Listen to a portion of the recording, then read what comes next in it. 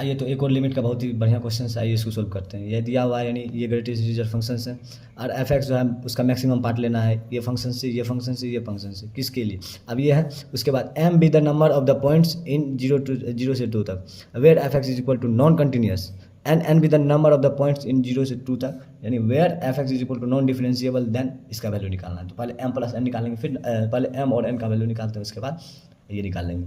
तो आइए देखिए, अगर आपके फंक्शंस क्या दिया हुआ है, फंक्शंस है maximum of 1 plus x plus greatest integer functions of x plus g plus x plus 2 into g i f of x, इतना है। अब जैसे देखिए, अब हमको यहाँ पे ये दिया हुआ है, यहाँ पे ये इन 0 से ऐसे एक्स 0 से 2 तक ऐसे था। अब जैसे देखिए, ये हमको इंटरवल दिया हुआ है, इस इंटरवल में हमको चेक करना है ये, तो ये इंटरवल में चेक करेंगे, थोड़ा सा क्वेश्चन मिस्टेक, ये है, ये इस इंटरवल में देखिए 0 से 2 तक। अब हम जानते हैं कि ग्रेटेस्ट इंटीजर फंक्शन, जितना ग्रेटेस्ट इंटीजर फंक्शंस होते हैं वो इंटीजर वैल्यू पे टूटते हैं, तो अलग अलग वैल्यू पे हम चेक करेंगे, जब व्हेन एक्स 0 से बड़ा रहे और 1 तक रहे, ठीक है।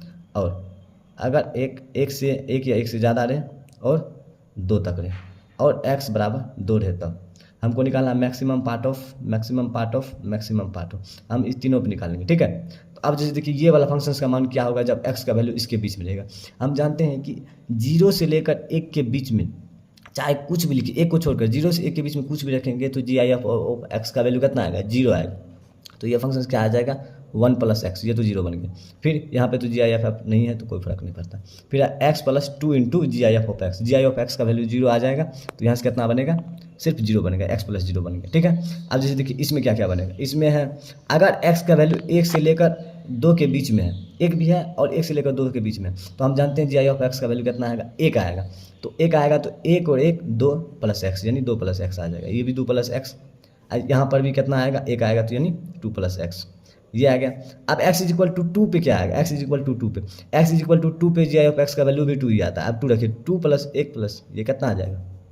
2 प्लस 1 यानी 3 प्लस एक्स आ जाएगा। यहाँ पे 2 रखेंगे यहाँ पे, तो यानी x इज इक्वल टू 2 पे, x इज इक्वल टू 2 पे ये कितना आ जाएगा? 4 आ जाएगा, ठीक है। x इज इक्वल टू 2 पे ये कितना आएगा? तो यानी 2 प्लस 2 इंटू यानी ये कितना आ जाएगा? 2 यानी 6 आ जाएगा ये, ठीक है। अब जैसे देखिए, यहाँ पे 3 प्लस एक्स है, तो यानी 2 रखेंगे तो ये 5 आ जाएगा। 3 प्लस एक्स था तो 3 प्लस 2 5 आ जाएगा। अब हमको हर एक में से मैक्सिमम पार्ट उठाना है। इसमें देखिए मैक्सिमम कौन सा, 1 प्लस एक्स बड़ा है या 2 प्लस एक्स बड़ा है या एक्स बड़ा है? इसमें ये बड़ा है, ये उठाएंगे। इसमें तो तीनों बराबर ही है, तो कोई भी उठा सकते हैं, कोई दिक्कत नहीं। इसमें कौन सा 5 4 6 में से बड़ा कौन है? ये वाला है। तो अलग अलग आप देखिए यहाँ पे हम बनाएंगे। F x is equal to 3 go function है, 2 प्लस एक्स है, फिर 2 प्लस एक्स है, फिर 6 है, इस तरह से। 2 प्लस एक्स कब कब है? एक्स का वैल्यू 0 से लेकर 2 के बीच में है, तो ऐसे डायरेक्ट लिखेंगे x इज इक्वल टू यानी 2 से, यानी मतलब ऐसे लिखेंगे x इज इक्वल टू यानी 2 से, पहले ऐसे लिखेंगे x इज इक्वल टू, ये फंक्शंस कब के लिए? 0 से 1 के तक है, ठीक है। ये फंक्शंस कब है? 1 से लेकर यानी यहाँ पे ये था, ठीक है, 1 से लेकर 2 तक है, x इज इक्वल टू 2 पे ये है। अब जैसे देखिए, ये फंक्शंस आ गया नहीं है हमारा। अब यहाँ पे चेक करना है ये ग्राफ, ये कहाँ यानी इसके बीच में ये ग्राफ कहाँ नॉन कंटिन्यूस है। तो अब देखिए कंटिन्यूटी चेक करेंगे, तो अब LHD अब 2 पे, मान लीजिए हमको 2 पे चेक करना है कंटिन्यूटी, 2 पे चेक करते हैं कंटिन्यूटी।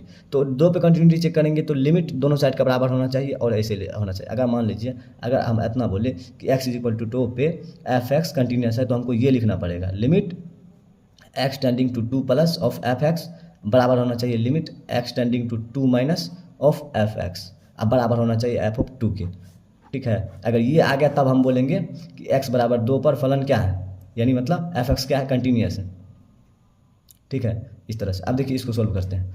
अगर 2 से बड़ा के लिए फंक्शन क्या है? 2 से यानी मतलब 2 के बराबर के लिए देखिए क्या है? 2 के बराबर के लिए 6 है। अब 2 से छोटा के लिए क्या है? 2 से छोटा के लिए ये वाला है, इसमें 2 रखेंगे तो कितना आ जाएगा? 6, 4 के नॉट इक्वल है, 4 के बराबर नहीं है। तो हम देखें तो यानी मतलब हमारा क्या हुआ? ये फंक्शंस बराबर नहीं आए, एक दूसरे के बराबर नहीं आए, तो हम क्या करेंगे? x इज इक्वल टू 2 पे हम ऐसे लिखेंगे, x इज इक्वल टू 2 पर यह फलन, यानी यह फलन कंटिन्यूस नहीं है, ठीक है। m क्या था?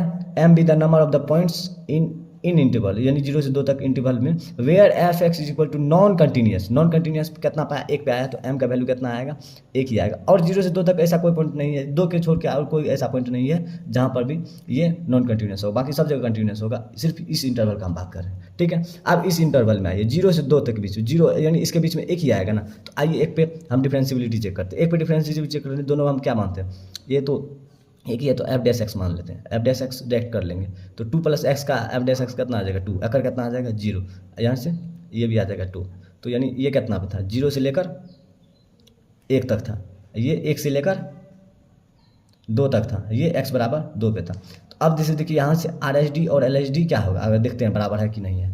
आर एच डी बोले तो right hand derivative, L H D left hand derivative. अगर ये दोनों बराबर है तब हम बोलेंगे x इज इक्वल टू, जिस पॉइंट पे बराबर रहेगा ना तो उस पॉइंट पे बोलेंगे कि एफ एक्स उस पॉइंट पे क्या है डिफरेंशिएबल है। तो अब जैसे देखिए 1 पे चेक करते हैं, यानी इसके बीच में तो एक ही पॉइंट आएगा ना, 0 से 2 के बीच में, 0 और 2 को छोड़ के तो 1 ही आएगा। तो 1 पे आइए चेक करते हैं, तो 1 पे चेक करते हैं तो 1 के बड़ा के लिए कौन सा फंक्शन है, ये वाला फंक्शन है।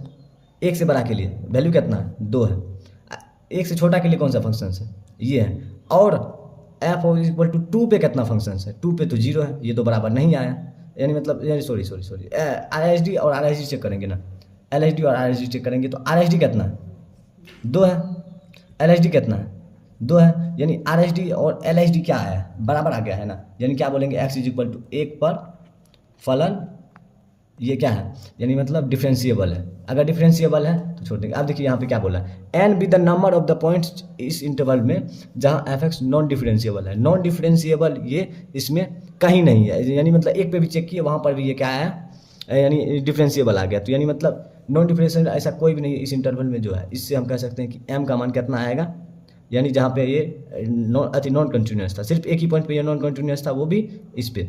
ठीक है, एक्स इज इक्वल टू 2 पे, तो एम का मान आ गया 1, एन का मान आ गया 0। क्या है कि ये फलन इस इंटरवल में कहीं भी डिफरेंशिएबल यानी मतलब कहीं भी डिफरेंशिएबल, ऐसा कोई भी पॉइंट नहीं है कि जहाँ पे ये डिफरेंशिएबल ना हो, इसीलिए एन का मान 0 आया, एम का मान 1 आया। तो हमको निकालना क्या, एम प्लस एन, यानी 1 प्लस 0 ये होल स्क्वायर प्लस 2। ठीक है, तो 1 का स्क्वायर 1 ही प्लस 2, यानी ओवरऑल इस क्वेश्चन का आंसर कितना आ जाएगा 3। खत्म।